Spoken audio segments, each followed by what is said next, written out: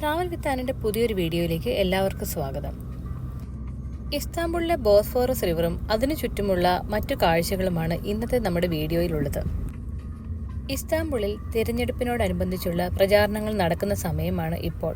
അതുകൊണ്ട് തന്നെ നമ്മൾ വിചാരിക്കുന്ന സമയത്ത് ടാക്സി കിട്ടാൻ സാധിക്കുകയില്ല. അങ്ങനെയാണ് ഈ ബോസ്ഫോറസ് റിവർ സന്ദർശനം പകൽ സമയത്തുനിന്നും മാറി സന്ധ്യാസമയത്തിലേക്കായത്. ഞങ്ങൾ താമസിക്കുന്ന ഹോട്ടലിൽ നിന്നും ഏകദേശം 5 മിനിറ്റ് മാത്രം ടാക്സിയിൽ യാത്ര ചെയ്തിട്ടുണ്ടെങ്കിൽ ബോസ്ഫോറസ് റിവറിൻ്റെ പരിസര പ്രദേശങ്ങളിൽ എത്തിച്ചേരും. അങ്ങനെ ഒരു 5 മിനിറ്റത്തെ യാത്രയ്ക്ക് ശേഷം ഞങ്ങൾ ബോസ്ഫോറസ് റിവറിൻ്റെ പരിസര പ്രദേശത്ത് തന്നെ എത്തി. ഡ്രൈവർ ഞങ്ങൾ ഉദ്ദേശിച്ച സ്ഥലത്തിൻ്റെ ഓപ്പോസിറ്റ് ഡയറക്ഷനിലാണ് കൊണ്ടു നിർത്തിയത്. ഈ പുറകിൽ കാണുന്ന മോസ്കിൻ്റെ മുകളിലായി നമാസിനി അക്സാത്മ എന്ന് എഴുതി വെച്ചിരിക്കുന്നു. തുർക്കിയിൽ അതിൻ്റെ മീനിങ് പ്രാർത്ഥന മറക്കരുത് എന്നാണ്. ഡ്രൈവർ ഞങ്ങളെ ഓപ്പോസിറ്റ് സൈഡാണ് നിർത്തി തന്നത്. അണ്ടർഗ്രൗണ്ട് പാസേജ് വഴി പോയാൽ മതി എന്നാണ് പറഞ്ഞത്. ഇവിടെ ഒരുപാട് ചെറിയ ചെറിയ കഫേസും അതുപോലെ നോമ്പ് വീടുന്ന സമയമാണ്. അതുകൊണ്ട് പലർക്കും ഇവിടെ ഫുഡ് കൊടുക്കുന്നുണ്ട്. ആൾക്കാരെല്ലാം അത് മേടിച്ച് കളക്ട് ചെയ്യുന്നുണ്ട്. ഇതാണ് അണ്ടർഗ്രൗണ്ട് പാസേജ്. ഇതുവഴി പോയാൽ നമുക്ക് ഓപ്പോസിറ്റ് സൈഡിലെത്താൻ പറ്റുമെന്നാണ് പറഞ്ഞത്. നമുക്കപ്പോൾ താഴോട്ട് പോയി നോക്കാം.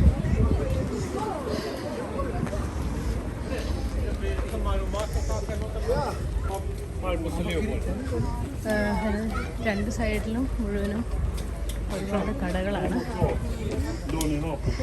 നമുക്ക് ബാംഗ്ലൂരൊക്കെ പണ്ട് ഇപ്പം അങ്ങനെയാണോന്ന് എനിക്കറിയില്ല. കാരണം വർഷങ്ങൾക്ക് മുമ്പ് ഞാൻ അവിടെയാണ് പഠിച്ചത്. അപ്പോൾ അവിടെയൊക്കെ ഇങ്ങനെ മജസ്റ്റിക്കിലൊക്കെ അണ്ടർഗ്രൗണ്ടിൽ ഇങ്ങനെയുള്ള വഴികളിലൊക്കെ ഇതുപോലെ ഒരുപാട് കടകളുണ്ടായിരുന്നു. ഇപ്പോഴും അതുപോലെയാണോ എന്ന് അറിയാവുന്നവർ പറയണം. രണ്ട് സൈഡിലും നിറയെ ഷൂട്ടിംഗ് ചെയ്ത കടകളാണ്. വലിയ മീൻ എടുത്തതൊക്കെ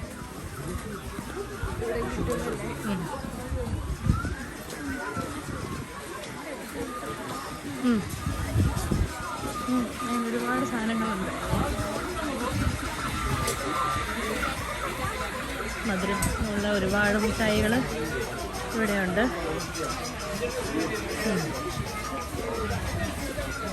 ഞാൻ എന്തിനാണോ 65 ലിറ കൊടുത്ത് ആ മാഗ്നറ്റ്സ് മേടിച്ച്. ഇപ്പോഴും മാഗ്നറ്റ്സ് കാണുമ്പോൾ എനിക്ക് വിഷമം തോന്നുന്നുണ്ട്. 25 രണ്ടെണ്ണം മേടിച്ചുള്ളൂ. പക്ഷെ ഞാൻ 65 കൊടുത്ത് മേടിച്ചല്ലോ എന്ന് ആലോചിക്കുമ്പോഴാണ്.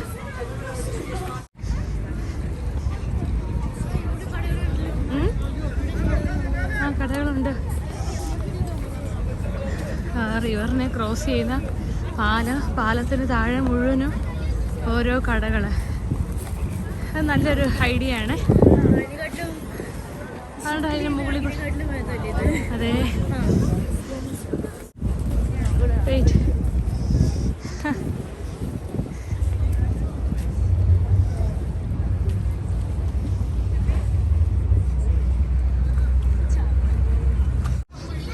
അപ്പം ബ്രിഡ്ജിൻ്റെ താഴെയായിട്ട് അവർ ഓരോ റോയും കൂടി പണിതിരിക്കുകയാണ്. ആ റോയിൽ ഹോട്ടലുകളാണ്. അപ്പം നമുക്ക് ബ്രിഡ്ജിന് മുകളിൽ കൂടി നടക്കേണ്ടവർക്ക് താഴെക്കൂടി നടക്കുകയും ചെയ്യാം.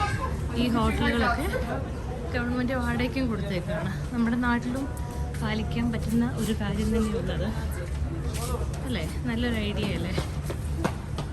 ബ്രിഡ്ജിൻ്റെ താഴെയായിട്ട് ഇതുപോലെ അത്യാവശ്യം നല്ല വിസ്താരത്തിൽ ബ്രിഡ്ജും വീതിയിലെടുക്കാം. അതുപോലെ തന്നെ ഇതും എടുക്കാം. ഇവിടെ നിന്ന് നോക്കിയാൽ അങ്ങ് ദൂരെയായി കാണുന്നതാണ് ബോസ്ഫോറസ് ബ്രിഡ്ജ്. ഈ ബ്രിഡ്ജിന് ഒരുപാട് ചരിത്രങ്ങൾ പറയാനുണ്ട്. എല്ലാ വർഷവും ഒക്ടോബർ മാസത്തിൽ ഇന്റർ കോണ്ടിനെൻ്റ് മാരത്തൺ നടക്കുന്നത് ഈ ബ്രിഡ്ജിൻ്റെ മുകളിൽ കൂടിയാണ്. അന്നേ ദിവസം വാഹനങ്ങൾക്ക് ഈ പാലത്തിൻ്റെ മുകളിൽ കൂടി യാത്ര ചെയ്യുവാൻ സാധിക്കില്ല. 2005 വേൾഡ് ഫേമസ് ആയ ടെന്നീസ് താരം വീനസ് വില്യംസും ഒരു തുർക്കിഷ് താരവും കൂടി ഈ പാലത്തിൻ്റെ മുകളിൽ വെച്ച് ടെന്നീസ് നടത്തിയിട്ടുണ്ട്. 2 വൻകരകൾക്കിടയിൽ നടക്കുന്ന ആദ്യത്തെ ഒരു സൗഹൃദ മാച്ചായിരുന്നു അത്. ഈ മാച്ചിന് ശേഷം 2 കളിക്കാരും അവരുടെ ബാറ്റ് ഈ ബോസ്ഫോറസ് റിവറിലേക്ക് എറിഞ്ഞിട്ടാണ് മത്സരം അവസാനിപ്പിച്ചത്. ഇവിടെ നോക്കിക്കഴിഞ്ഞിട്ടുണ്ടെങ്കിൽ മനോഹരമായ ഒരു മോസ്കും കാണാം. ഈ മോസ്കിൻ്റെ മുകളിലെ മകുടത്തിൻ്റെ നീല നിറം കണ്ട് അത് ബ്ലൂ മോസ്ക് ആണെന്ന് ഞാൻ തെറ്റിദ്ധരിച്ചിരുന്നു. പക്ഷേ ഇത് ബ്ലൂ മോസ്ക് അല്ല.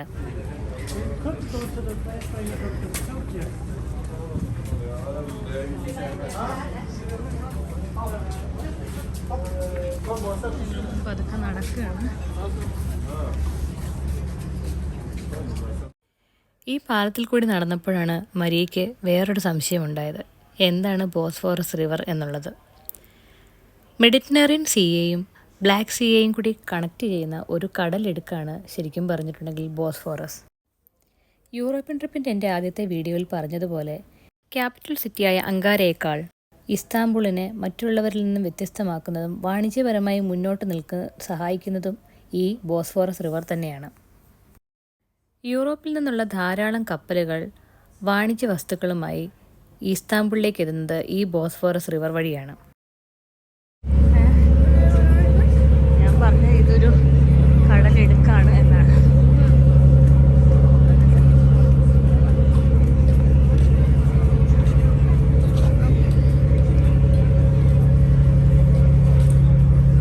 ഇവിടെ മെയിനായിട്ട് ഫിഷാണ്.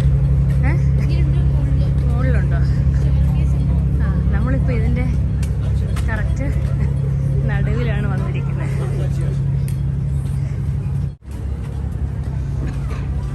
ആ സൈഡിൽ നല്ല രസമുണ്ടാവും. ആ സൈഡിൽ നല്ല രസമുണ്ട്. ഇത് നമ്മൾ മിഡിലെത്തിയിട്ടേ ഉള്ളൂ.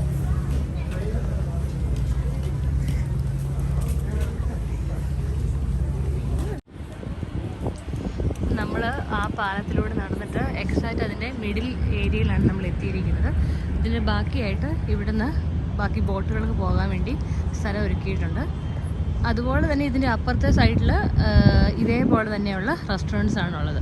അപ്പോൾ ഈ ബോസ്ഫോറസ് റിവറിനെ കവർ ചെയ്യുന്ന ഈ പാലത്തിൻ്റെ പ്രത്യേകത എന്ന് വെച്ചിട്ടുണ്ടെങ്കിൽ ഇതിന് ഒരു സൈഡ് യൂറോപ്യൻ കൺട്രിയും ഒരു സൈഡ് ഏഷ്യൻ വൻകരയിലും പെട്ട ഏരിയയാണ്. എന്ന് വെച്ചാൽ തുർക്കിയാണ് ഏഷ്യയും യൂറോപ്പും ഒരുപോലെ പങ്കിടുന്ന ഒരേ ഒരു രാജ്യം. ഒരു ബോട്ട് കടന്നു പോവുകയാണ്. നമുക്ക് ബോട്ടിൽ ഡിന്നർ ക്രൂയിസും ഇവിടെ അവൈലബിൾ ആണ്. ഏകദേശം 1700 തുർക്കിഷ് ലിറ കൊടുത്തു കഴിഞ്ഞിട്ടുണ്ടെങ്കിൽ നമുക്ക് ക്രൂയിസ് ഷിപ്പിലെ ഡിന്നറും നമുക്ക് അവൈലബിൾ ആയിട്ട് കിട്ടുന്നതാണ്. ഇത് പോയപ്പോൾ ഉള്ള ആ ഒരു ഓളം കണ്ടില്ലേ?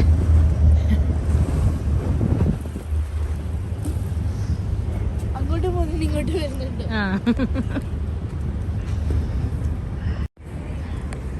ഞങ്ങൾ ബോസ്ഫോറസ് റിവറിലെ കാഴ്ചകളൊക്കെ കണ്ടതിന് ശേഷം ഞങ്ങൾ ഇവിടെ വന്നിട്ട് പോലീസിൻ്റെ വണ്ടികളാണ്. ടൂറിസം പോലീസിൻ്റെയാണ്. അതുപോലെ സ്റ്റേഷൻ ടൂറിസം പോലീസിൻ്റെ സ്റ്റേഷനുമുണ്ട്. പിന്നെ ഞാൻ കേട്ടിട്ടുണ്ട് ഇസ്താംബുളിലെ പോലീസുകാർ ചില സ്ഥലങ്ങളിലൊക്കെ നല്ല പോഷ് വണ്ടികൾ ഇറക്കുമെന്ന്. അത് ശരിക്കും പറഞ്ഞാൽ അവരുടെ ഗവൺമെൻറ്റിന് അത്രയും പൈസ ഉണ്ടായിട്ടല്ല. ഞാൻ കേട്ടതനുസരിച്ചിട്ടാണെങ്കിൽ അവർ ഏതോ ഒരു വലിയ ടീമിനെ മയക്കുമരുന്ന് കച്ചവടത്തിനിടയ്ക്ക് പിടിച്ചപ്പം അവരുടെ കയ്യിലുണ്ടായിരുന്ന എന്താ പറയുക പോഷായിട്ടുള്ള വണ്ടികളെല്ലാം അവർ പിടിച്ചെടുത്ത് പോലീസിന് കൊടുക്കുകയായിരുന്നു. അങ്ങനെ പോലീസാണ് ഇപ്പം ആ കാറുകളെല്ലാം തന്നെ കൈകാര്യം ചെയ്യുന്നത്. അങ്ങനെയാണ് ഈ പോഷ് ടൈപ്പ് കാറുകളെല്ലാം ഗവൺമെൻറ്റിൻ്റെ കയ്യിലെത്തിയത്. സമയം 8 മണി ആയിട്ടേ ഉള്ളൂ. 8 മണി ആകാൻ പോകുന്നതേ ഉള്ളൂ. ഇവിടുത്തെ മിക്ക റെസ്റ്റോറൻറ്റുകളും അടയ്ക്കാൻ തുടങ്ങി. അതുകൊണ്ട് ഞങ്ങൾ വേഗം എവിടെയെങ്കിലും കയറി ഭക്ഷണം കഴിക്കണം. അല്ലെങ്കിൽ ചിലപ്പോൾ ഞങ്ങൾക്ക് കിട്ടാനുള്ള സാധ്യതയില്ല. ഞാൻ വിചാരിച്ച് ഇത്രയും നേരം വൈകുന്നേരം ആകുമ്പോഴത്തേക്കും ഇവിടെ കുറച്ച് ലൈവ് ആകുമെന്നാണ്.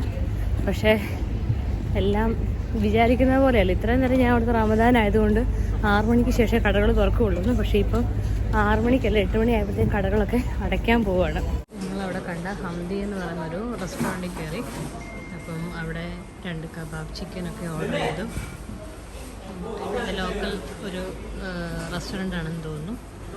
ഒരു പ്ലേറ്റ് കബാബ് ചിക്കന് 500 തുർക്കിഷ് ലിറയാണ് പറഞ്ഞത്. അങ്ങനെ മൊത്തം 1000 തുർക്കിഷ് ലിറയ്ക്കുള്ള ഫുഡാണ് ഇപ്പോൾ ഓർഡർ ചെയ്തിരിക്കുന്നത്. ഇവിടെ നമ്മൾ 2 ഗ്രിൽഡ് ചിക്കനും ചൂടായതുകൊണ്ടാണ്, അല്ലാതെ ടേസ്റ്റ് കുറവൊന്നും അല്ലല്ലോ. ടേസ്റ്റ് ഉണ്ടല്ലോ അല്ലേ? ഞാൻ ടേസ്റ്റ് ചെയ്തില്ല. ആണോ? ചൂടായത് സോസ് മാത്രമേ ഇനി ഇവിടുത്തെ ലോക്കൽ റെസ്റ്റോറൻറ്റിൽ കയറിയിട്ട് നമ്മൾ കഴിച്ചതാണ്. കുഴപ്പമില്ലെന്ന് തോന്നുന്നു. പത്തിരി പോലെയുള്ള ചെറിയൊരു കുബൂസാണ്. പക്ഷേ കുബൂസ് എന്ന് പറയാൻ പറ്റില്ല. തിന്നായിട്ടുള്ള കുബൂസും പിന്നെ ഗ്രിൽഡ് ചിക്കനും. അങ്ങനെ എരിവൊന്നുമില്ല, വലിയ മസാലയൊന്നുമില്ല, എല്ലാം പാകത്തിന്. എനിക്ക് ഒരുപാട് ഇഷ്ടപ്പെട്ടു പറഞ്ഞു ഈ ഫുഡ്. ഇവിടെയൊക്കെ ഉള്ളൊരു പ്രത്യേകതയാണ് നമുക്ക് കഴിക്കാനുള്ള ഫുഡ് ഇങ്ങനെ അവർ കാണിക്കുന്നത് ഫുഡാണ് വേണ്ടത്, അത് നമുക്ക് എടുത്താൽ മതി.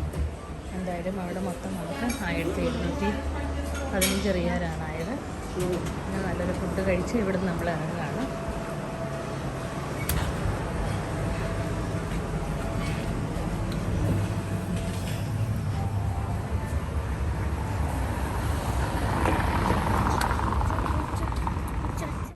അപ്പോൾ ഞങ്ങൾ ഇവിടുന്ന് പതുക്കെ ഇറങ്ങാൻ പോവാണ്. കാരണം സാധാരണഗതിക്ക് ഈ തുർക്കി എന്നൊക്കെ പറഞ്ഞിട്ടുണ്ടെങ്കിൽ ഇങ്ങനെയൊന്നും ഉള്ള ഒരു സ്ഥലമല്ല, ഭയങ്കര വൈബുള്ള ഒരു ഏരിയയാണ്. പക്ഷേ ഇവിടെ ഭയങ്കര കാലിയായിട്ട് കിടക്കുകയാണ്. 8 മണിയൊക്കെ ആയിട്ടുള്ളൂ. ബ്ലൂ മോസ്കിൻ്റെയൊക്കെ ഫ്രണ്ടിൽ നിന്നാണ് നമ്മൾ വീഡിയോ എടുക്കുന്നത്. പക്ഷേ ഇവിടെയൊന്നും ആരുമില്ല, മൊത്തം കാലിയായിട്ട് കിടക്കുകയാണ്. ഈ ഏരിയ ഒന്നും ഇങ്ങനെ കിടക്കേണ്ടതല്ല, ഇവിടെ നിന്ന് ലൈറ്റും അങ്ങനെ അധികം ഇല്ല. അപ്പം നമ്മൾ എത്രയും പെട്ടെന്ന് പോവുകയാണ്. കാരണം നമ്മൾ ഒരിടത്തുനിന്ന് തിരിച്ചു വരുമ്പം അവിടുത്തെ ഡ്രൈവർ പറഞ്ഞ അനുസരിച്ച് തെരഞ്ഞെടുപ്പ് നടക്കുകയാണ്. അതുകൊണ്ട് എന്തൊക്കെയോ പ്രശ്നങ്ങൾ ഇവിടെ നടക്കുന്നുണ്ട്, എന്താണെന്ന് നമുക്കറിയില്ല. ഓപ്പോസിറ്റായിട്ട് ട്രെയിനൊക്കെ വന്ന് നിൽക്കുന്നത്, ട്രെയിനല്ല ട്രാമൊക്കെ വന്ന് നിൽക്കുന്നത് കാണാം. ഇനി ടാക്സി എത്രയും പെട്ടെന്ന് ബുക്ക് ചെയ്യാം. ഇനിയിപ്പോൾ ലേറ്റ് ആയി കഴിഞ്ഞാൽ ചിലപ്പോൾ അങ്ങോട്ടേക്ക് പോകാൻ ടാക്സി കിട്ടിയില്ലെങ്കിൽ ഞങ്ങൾ പെട്ടുപോകും. ഇന്നൊരു രാത്രി കൊണ്ട് ഞങ്ങളുടെ ഇസ്താംബുൾ യാത്ര കഴിയുകയാണ്. നാളെ രാവിലെ ഞങ്ങൾ ഫാഷൻ സിറ്റിയായ പാരീസിലേക്കാണ് യാത്രയാവുന്നത്. പിന്നെന്താ ഫാഷൻ സിറ്റി അല്ലാതെ പിന്നെന്താ പാരീസ്? അപ്പോൾ ഫാഷൻ സിറ്റിയായ പാരീസിലേക്കാണ് ഞങ്ങളുടെ അടുത്ത യാത്ര. ഞങ്ങളുടെ ഇന്നത്തെ ഈ വീഡിയോ എല്ലാവർക്കും ഇഷ്ടമായെന്ന് കരുതുന്നു. പുതിയ കാഴ്ചകളും വീഡിയോയുമായി വരും വരെ it's me and signing off.